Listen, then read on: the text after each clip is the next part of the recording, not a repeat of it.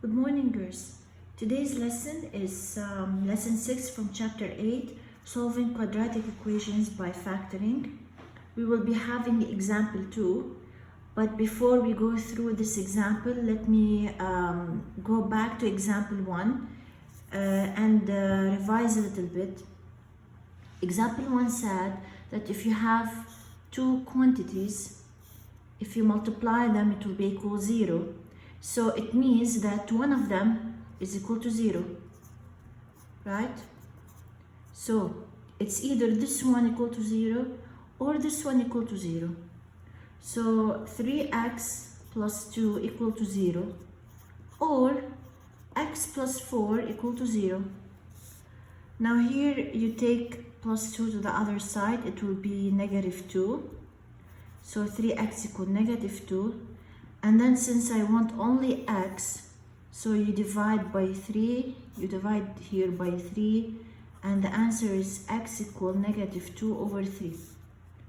Whereas here, you take plus 4, positive 4 to the other side, it becomes negative 4.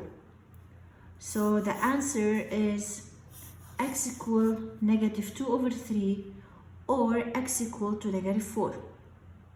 Now you're going to think that this is okay, it's easy, but it's kind of irrelevant to the title of the lesson. But you will see how we're going to use it now in example 2. Example 2 says, it's like the title of the lesson, you're going to solve quadratic equation by factoring. Now you know what solving means. Solving means find x. So we need here to find x. And quadratic equations, factoring, you already know it. We already used factoring by GCF, factoring ax squared plus bx plus c, perfect square, difference of two squares. All of these methods are going to be used in this lesson for factoring. But quadratic equations, let me show you what does it mean. So for example 2, you will be having quadratic equations. Quadratic equations are simply equations of the form ax squared plus bx plus c, which is, for example, like 3x power 2 plus 7x minus 10, for example. Now we need to have a quadratic equation like part A, quadratic equation, and we need to solve it.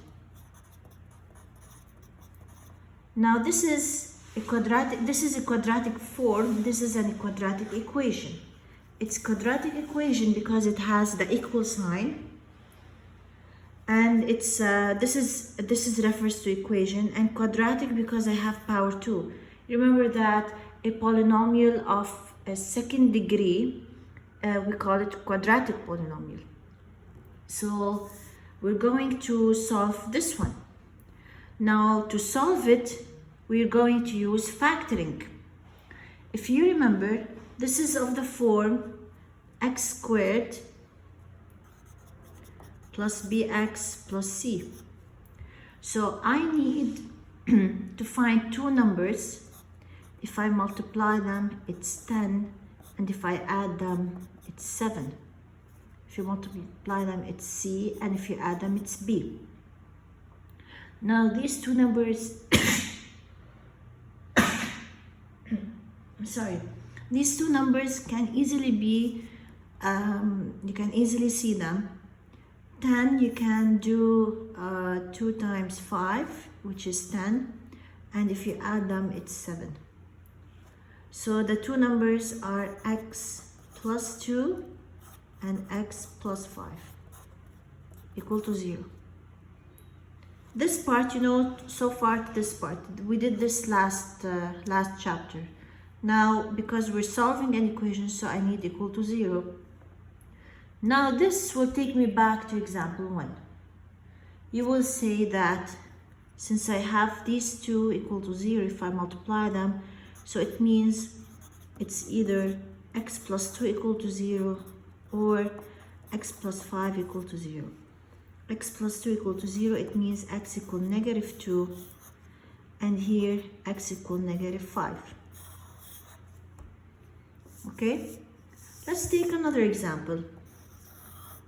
What if you have, as in part B, what if you have x power 2 plus 2x equal 8?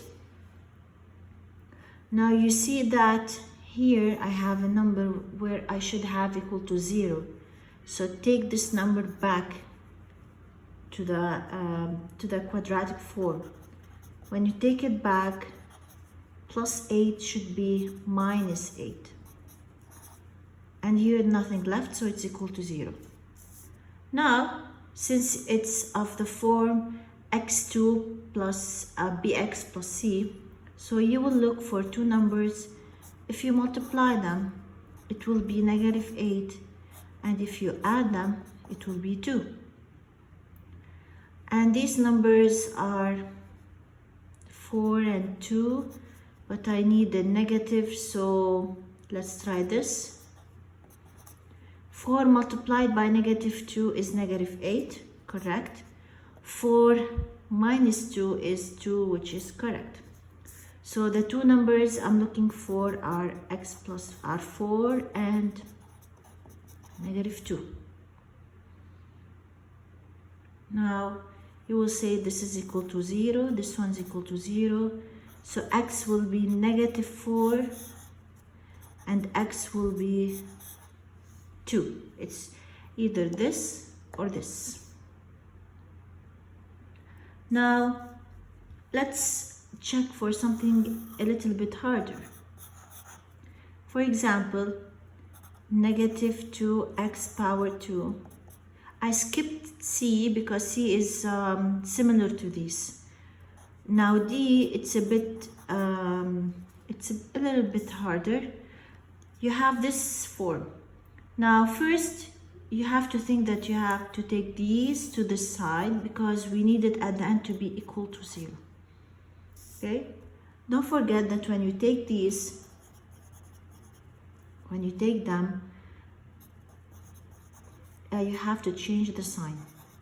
So positive 18 should be negative 18, and negative 2x should be positive 2x. Now this is it's not it's not x squared plus bx plus c. It's ax squared plus bx plus c. But first you can notice that you have to take common factor. You have to take you remember we sometimes have polynomials that you can factor them by more than one time, and this is one of them. So we have to take the common between these